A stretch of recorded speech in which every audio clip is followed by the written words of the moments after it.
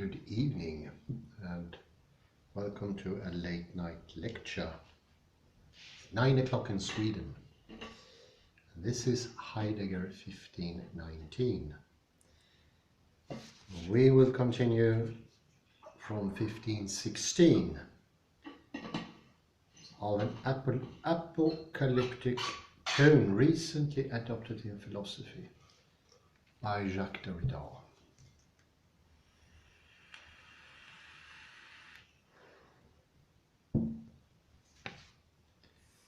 And I left off at page 8, fourth paragraph. The instant philosophy begins with.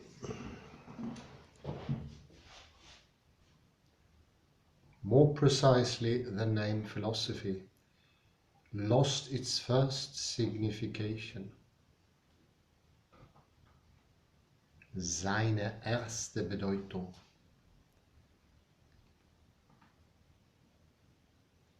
And this primitive signification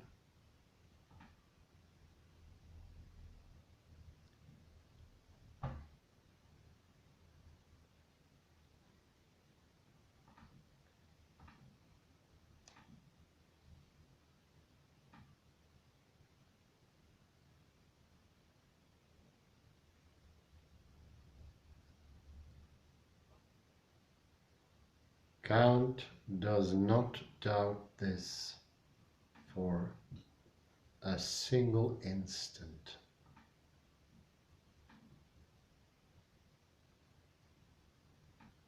His rational savoir-vivre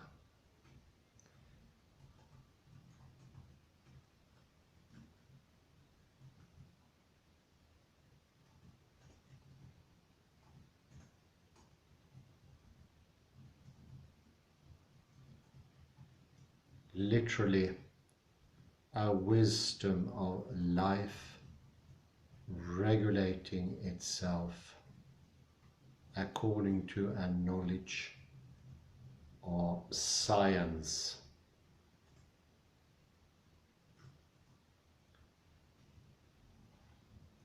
The mystagogies get hold of the name philosophy the instant it loses its signification, or its original reference.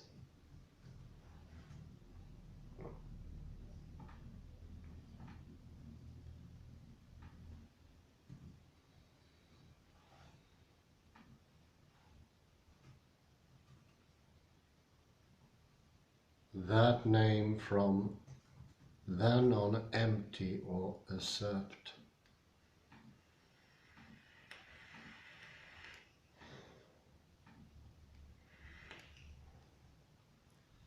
That pseudonym or that cryptonym, which is first a homonym,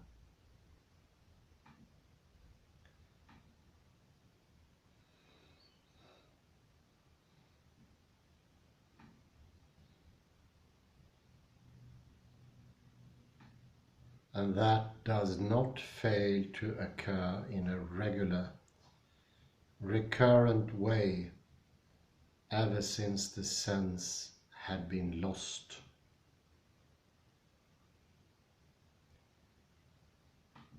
But this is not the first time.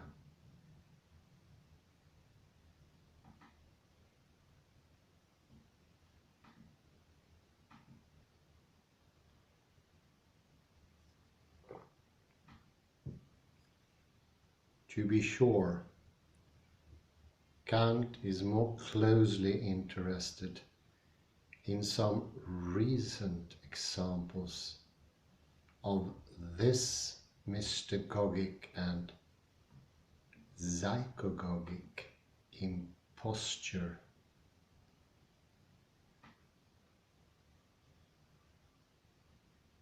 But he supposes at the outset that the usurpation is recurrent and obeys a law.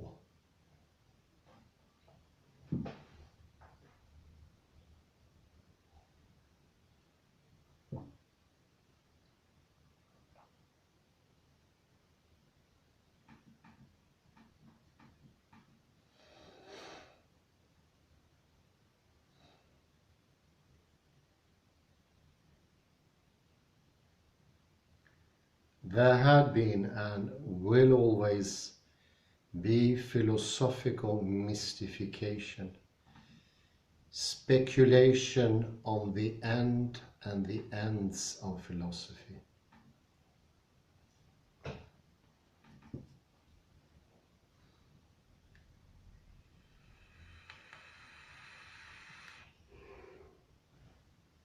This depends on an event that Kant himself does not date and that he seems to situate right up against the origin.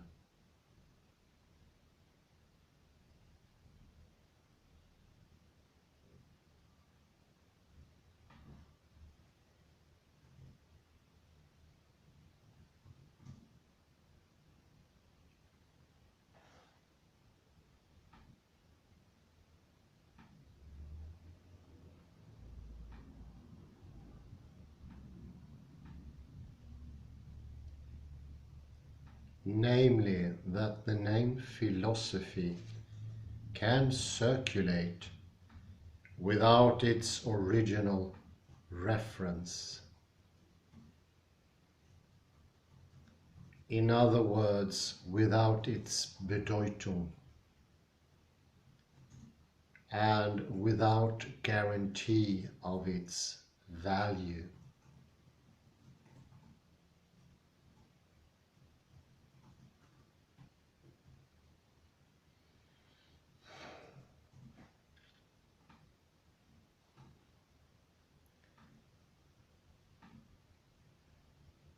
While still remaining in the Kantian axiomatic, as it were, we can already infer from this that no harm would have happened. No mystagogic speculation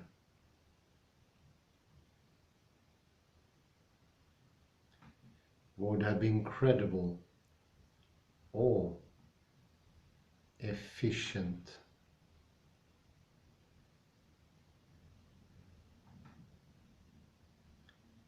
Nothing or no one would have detoned in philosophy without this errance of the name far from the thing.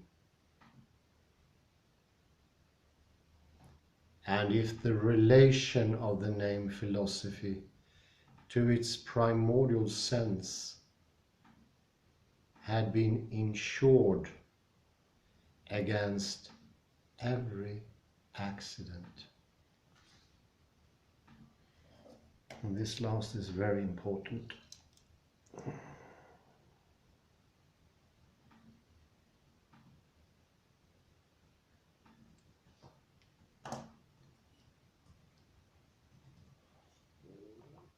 And if the relation of the name philosophy to its primordial sense had been insured against every accident,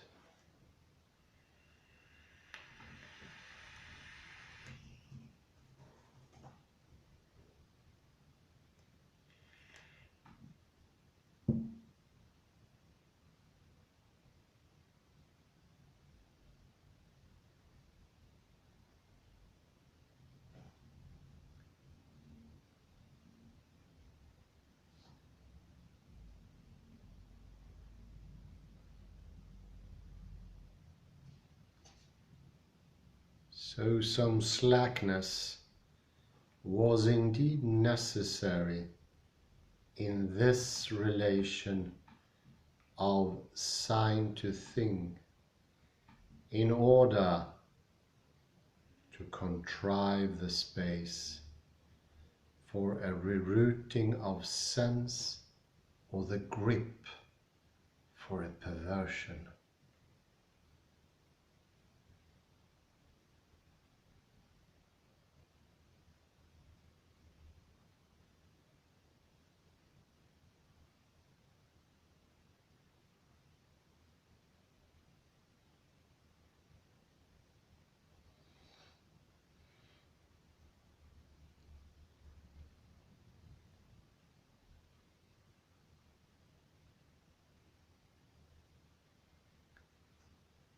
To slack a reference then, there where it should be tighter,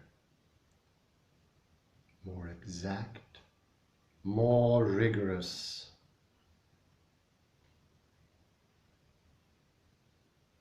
Here I hand you an association that will perhaps seem verbal,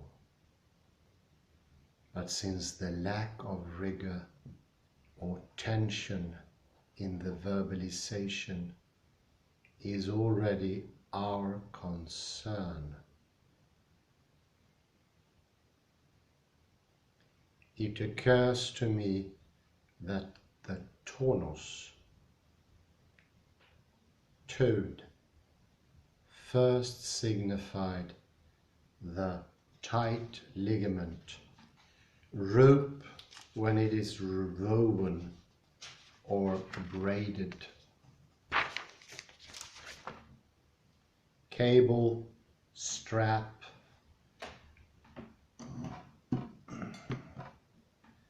briefly the privileged figure of everything subject to structure. Tonion is the ligament as band and surgical bandage.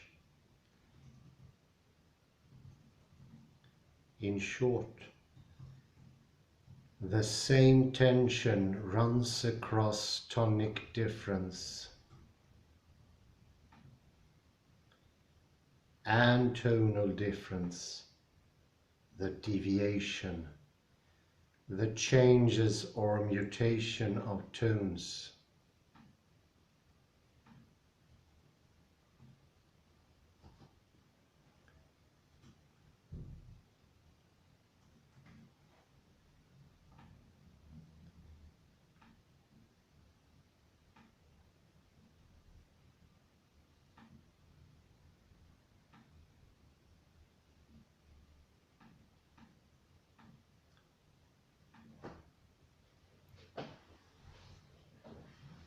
From this value of tension or elasticity, of rhythm, of mode,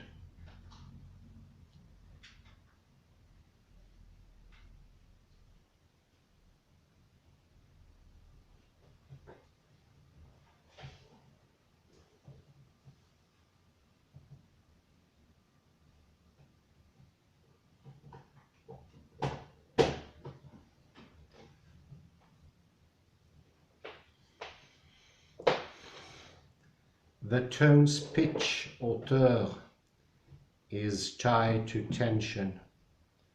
It has a bond to the bond's more or less high tension.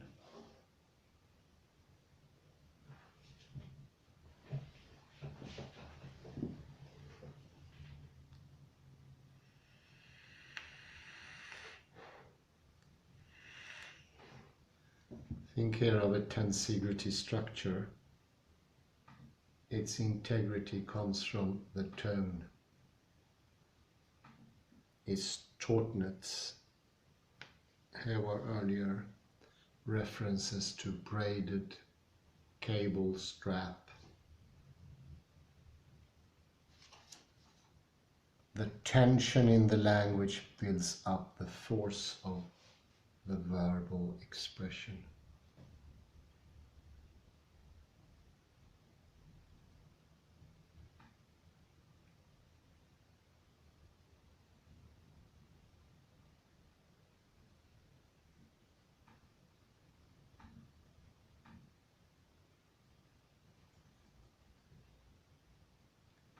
this is not sufficient for determining the sense of the word or tone when it's the matter of the voice.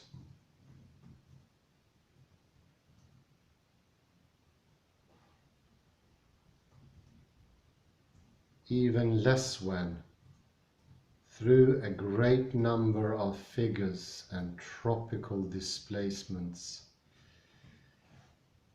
the tone of a discourse or of a piece in writing is analyzed in terms of content, manners of speaking, connotations, rhetorical staging, and pose taken, in semantic, in pragmatic, scenographic terms, and so on. In short, rarely or not at all, in tuning to the pitch of a voice or to a quality of timbre. I close this parenthesis.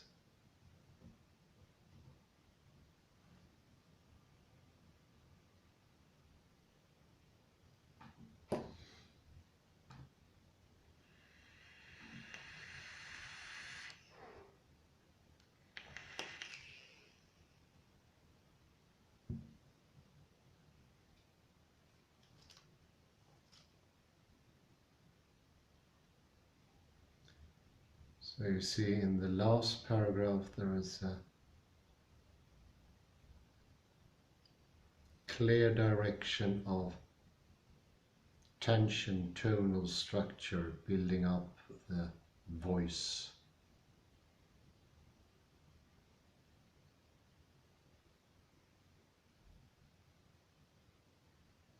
And I also like the tonion is the ligament as band and surgical bandage. Makes for strength.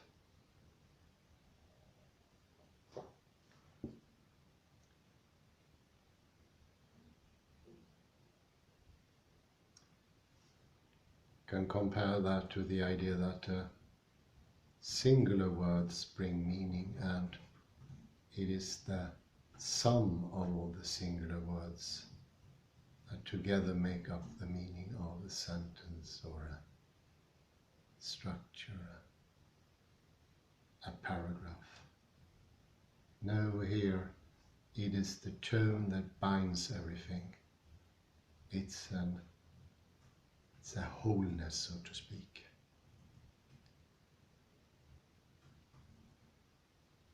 You mentioned in 1516 that the idea of a fixture or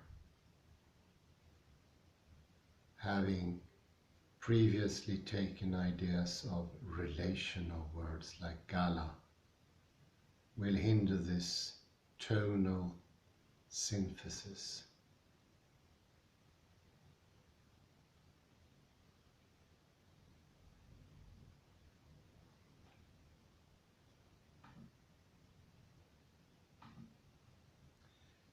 So the bond fastening the name philosophy to its signification really had to be slackened for the philosophical title to be regularly available as a simple ornament, a decor.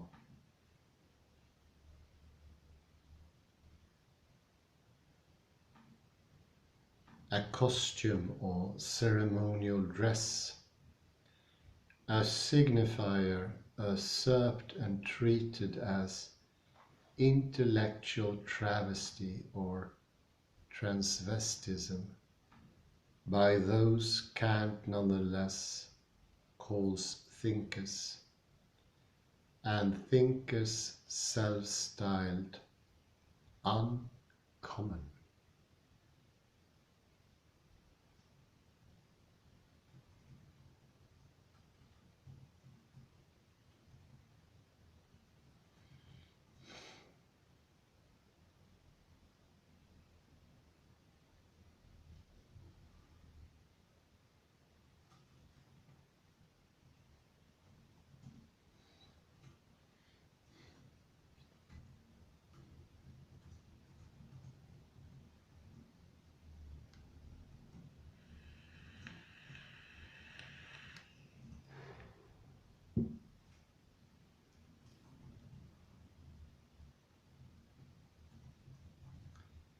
These people place themselves out of the common, but they have this in common.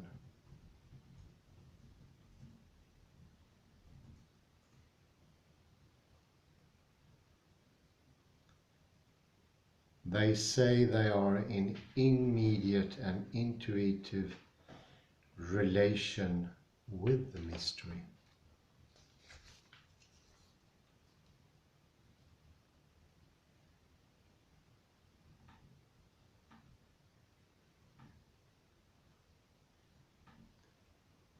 And they wish to attract, seduce, lead toward the mystery and by the mystery. Mystagogein is indeed this, to lead, initiate into the mystery.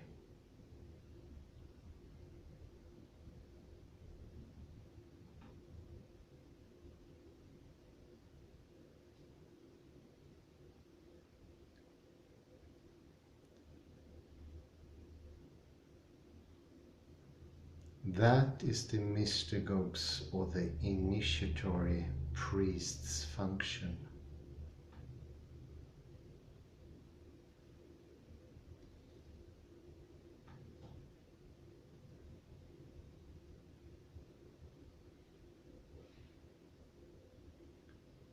This agogic function of the leader of men, of Duce, of Führer, of leader places him above the crowd he manipulates through the intermediary of a small number of followers gathered into a sect with a cryptid language, a band.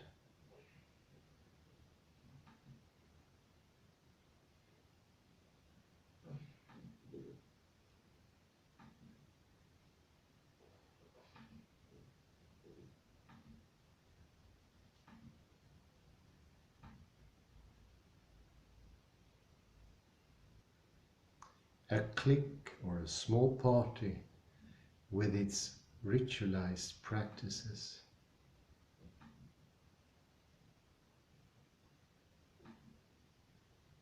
The mystagogues claim to possess, as if in private, the privilege of a mysterious secret.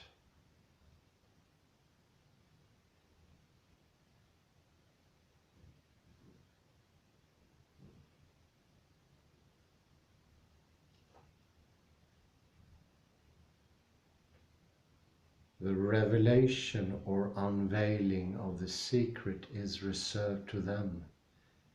They jealously protect it. Jealousy is a major trait here.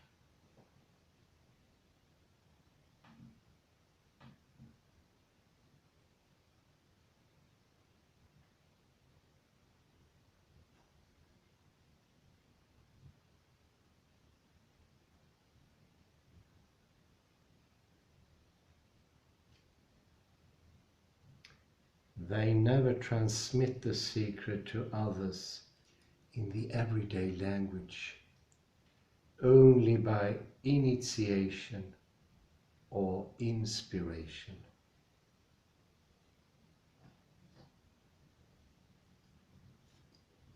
The mystagogue is a philosophus per initiationem or per inspirationem.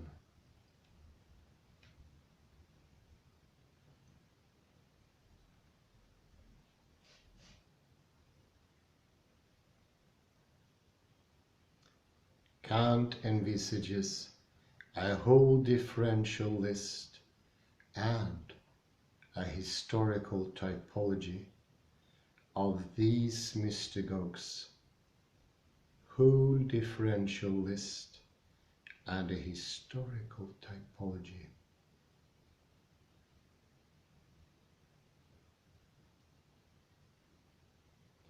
Of these mystagogues, but he recognizes in all of them one common trait. They never fail to take themselves for lords.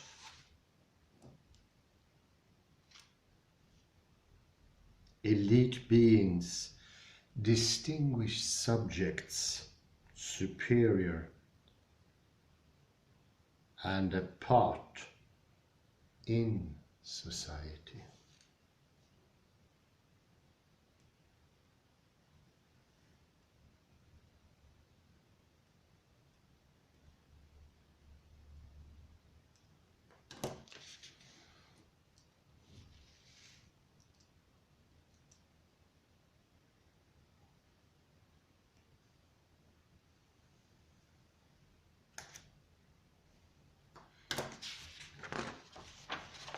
I like the words "it's binding together." You can see how, like a braid, it comes together, and that the tone is essential here.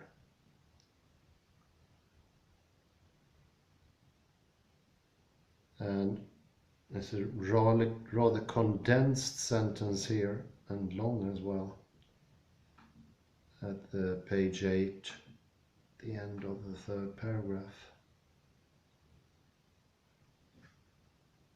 that no harm would have happened, no mystagogic speculation would have been credible or efficient.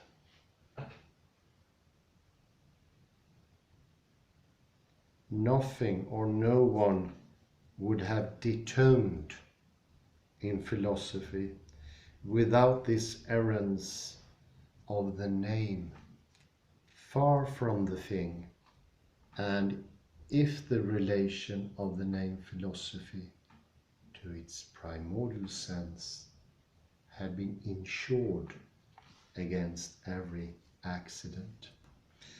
And especially the last one, it's a connection between detoned and an insurance against all accidents or perturbances or disturbances.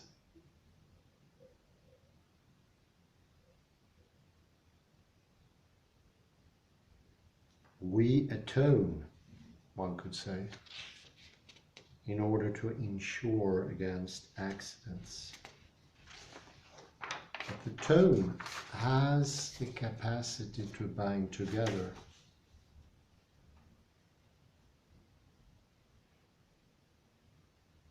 Hölderlin, I didn't read this in the middle of the first paragraph, Hölderlin's växeldertöne, constituting one of the most obsessive motifs of La Carte Postale. Hölderlin plays a lot on the växling or changing of tone. There is pitch, stress, accent, to be compared with the many strings of a tight rope, a cable even.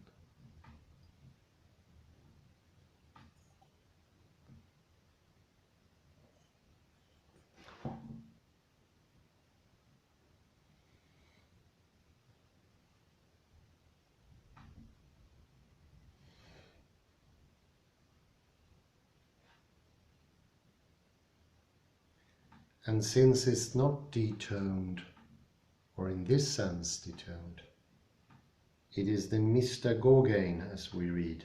Mystagogein is indeed this, to lead, to initiate into the mystery. It is truly mysterious. And this is the initiatory priest's function. To initiate, to start.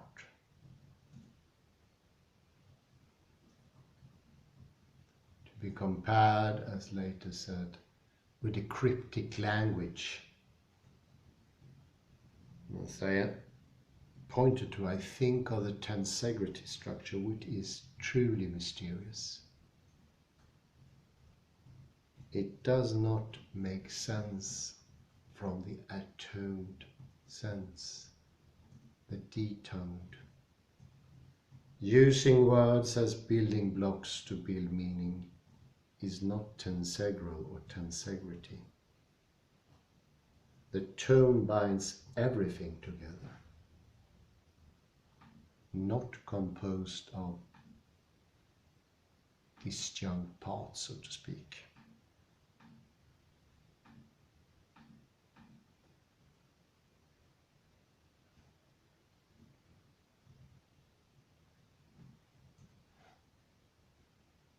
No, here it comes all together.